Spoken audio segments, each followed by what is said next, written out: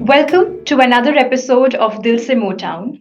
Today we are joined by a true change maker, Professor Rathish Balakrishnan, who is the co-founder and managing partner of Sattva Consulting and a driving force in the social impact space.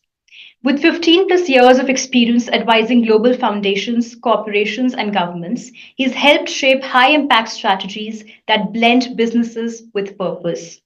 Now, for the first time at ISB, he's bringing his expertise to the classroom with a course called Impact Imperative Embedding Society in Business. From scaling organizations to solving global challenges, Rathish has done it all. He's spoken at TEDx, G20, COP, and also hosts a podcast called Decoding Impact. A very warm welcome, sir.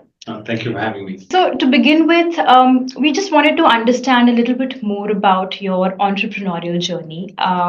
What was the spark that led to founding of Sattva Consulting? So, I always say that there are two kinds of entrepreneurs. There are entrepreneurs who recognize that there's a big opportunity to solve a problem and there is a lot of money to be made, and then start the business and find their ways to either build institutions or get exits. And then there are entrepreneurs who really just want to do something and realize over a period of time that the best way to do it is to start a company. Yeah, I am clearly of the second type. Yeah, I didn't do any market analysis of the size of opportunity in the impact sector, the potential tailwinds, or any of that stuff that I ask other people to do now. I just wanted to be part of the impact sector, and that's partly because of my upbringing. I grew up in a low middle class background. And I always wanted to be part of the impact space. I really found the right set of people who were my college mates, who wanted to start Sattva, and that is how it began. Okay.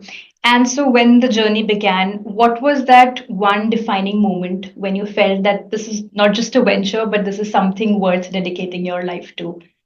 I've had moments like that where I feel it's worth dedicating your life to. But I do recognize that when you start an organization, and let me take you through a little bit of the background because it's helpful. Sure. Like I said, I am the first entrepreneur in like many generations of my family, right? So 2009, when I started Sattva, I thought that I'm going to moonlight between my day job and Sattva and do this on the side because I really wanted to know whether this will really work. Yeah. And by 2014, it was very clear that this is not a side gig, right? For a couple of reasons. Number one, the problems that we were solving by then, we were very clear, were far complex than anything that I was solving in the corporate space. And two, we realized that running any business is about not the amount of time you spend there, but the amount of mind share you spend on solving the problem. And that is when we came in full time. But partly what also guided that confidence was two things, and probably that sort of speaks to defining and dedicating a life to it. Yeah. One is we were able to see that what we were doing added value. Like by 2014, we were very clear that there was something that we're doing and it's adding value. I'll give you an example. We were working with this organization called Dr. Reddy's Foundation, and they wanted us to improve the profitability of their centers because they were running primarily by grant, and they said, can you help us collect some fees for the skilling that we are doing? So that we can actually improve our profitability. And as good strategy consultants, we gave them a plan and they said, that's not enough. Can you take 9 of our centers, run those centers and show us that this can actually be profitable? And you know what centers they gave us? One in Shimla, one in Mysore, one in Madhya Pradesh, one in Gujarat, one in Delhi, one near Calcutta. And every month we were running to all of these centers and going and seeing how we can make a change. So every month I was actually doing Bharat Darshan, and partly that what it helped me understand is the reality on the ground and the fact that a strategy itself can actually create impact, right? And that's probably a good example of what gave us the confidence to make this happen. And we often hear you referring to yourself as the CEO, which is Chief of Everything Else Officer. So could you tell us a little bit more about that? What does your day at work look like? Yeah, I mean, I say it because it's a funny line, but I also say that because there is some truth to it. And, I remember this very vividly. I was once in an airport and we were talking as a group of founders and leaders, etc. And I realized that there's a difference between Saurav Ganguly and Rahul Dravid. By the cricket metaphors are how I understand my life. right? I don't know if any of you remember how Saurav Ganguly used to play. He used to be the captain of India, and he was extremely good at offside. And when he joined the team, he was good at offside. When he ended his tenure, he was good at offside. But if you look at Rahul Dravid, came in as a test player, became a wicket keeper, played T20, one day became fast, and he said, I'll do anything that this team wants me to be. And I think over a period of time, you grow to admire a person like that. And if you look at the parallel, I was the strategy guy. Like I knew how to talk well, structure things well. But I realized very quickly that in an organization, if you want to be a founder, your ability to sort of have a much larger range is important. So the joke stands for a reality that I look at what has to be done and try and see what I can do every year that can help the company move the company forward. Understood. And looking back, what has been the biggest challenge, building an impact-driven company, and how did you navigate it? I think we continue to navigate it. It surprisingly, the market is not the constraint. Like there is enough impact to create, there is enough talent to hire, there is enough money to make. I think the challenge is how do you build an organization that can sustain for a large period of time, right? Sure. How do you build the right systems? How do you build the right culture in the organization that continues to make people want to create impact? I think that is the enduring challenge, right? And for any growing organization, your systems are always 1 year behind your growth. I think that's probably the one thing we're still fixing. Got it. And I think this is the first time you're teaching at ISB, right? So, what was the motivation behind it? And this has been a transformation for sure. And what has been your experience with the students till now? Yeah, so I mean, it's fun. Firstly, it's been super fun, and I've always wanted to teach. So it's part of this childhood dream that okay, one day you'll actually teach in a university. But on a more serious note, one of the things that when I reached 40, I'm past 40 now. One of the things that when I reached 40, I told myself is that apart from, let me look at my life in three different outcomes, right? One outcome is how many entrepreneurs or organization leaders am I enabling to succeed as a metric? The second is what am I doing to build an institution that can last my lifetime? And the third was to actually say, how do I make ideas travel in the ecosystem? Because consulting can travel at a certain speed, ideas travel much faster. And part of the reason I started the podcast was to make ideas travel. And teaching is a great way to make ideas travel. People ask you questions and you get to think about what you already know. And hopefully you leave that one or two thoughts in people's minds that as they go in their own journeys, they find and resonate back with, which they act on, right? So for me, that's really the reason why I do teach. And talking about your podcast series, right? What has been the most eye-opening conversation that you've had on your show? And what has been your learnings? No, I mean, honestly, I've been extremely fortunate with the quality of speakers who come to my podcast. I mean, every single one of them, I keep the people who hear it come back and say we should make a course out of this because that's packed with so much insight. But there's one particular one that I had with Bindu Anand. It was one of the early stages, the first season, where she mentioned the stat that 95% of the entrepreneurs in India are distress entrepreneurs. Which means they're not entrepreneurs because they're aspirational, they're adventurous or risk-taking. They're just entrepreneurs because they have nothing else to do. And she then highlighted how a lot of the risk that we are letting them deal with are things that we'll have to sort of design for. And for me, that was one of the times where I realized that, wow, the scale of the problem is much bigger than what I had imagined, even after having worked in this space for so long. Got it. And I think throughout your career, you've worked with different organizations. I'm very curious to know what is the hardest problem that you've tried to solve and how did you solve it? I'm not going to call out my clients in public. Yeah, no, like just the problem. I don't know. Jokes apart. Yeah. I think there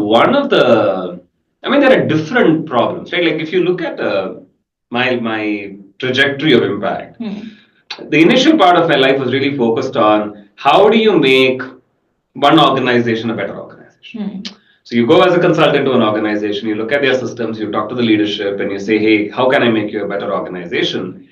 And by and large, I should admit that that's not a very complicated problem. That's okay. But then we move to the second phase of your life where you say, how do I get 20 organizations to work together to solve the problem? Because you recognize that one organization has only so much impact, and you have to get 20 organizations to work together. There, your complexity levels start to go up. Because then you have to look at incentives for collaboration, friction in collaboration, common agendas, making that collaboration last, etc. It adds to that, right? Sure. I think the third level, which I think is probably where I am, is how do you shift the systems that run this economy shift? So how do you make governments more effective? How do you make businesses more impact oriented? How do you make finance work for the right purposes? And suddenly you realize it was much easier to work with 20 organizations. This is irreversible change. And this is making the elephant dance. Right? And that's a much harder problem. So I guess you sort of graduate to the next level of complexity in your consulting. Got it. And who are some of the leaders that you've been inspired by throughout in this journey that you're talking about? Yeah. No, honestly, and I don't say this in a facetious way, all the people I work with as leaders of organizations are deeply inspiring.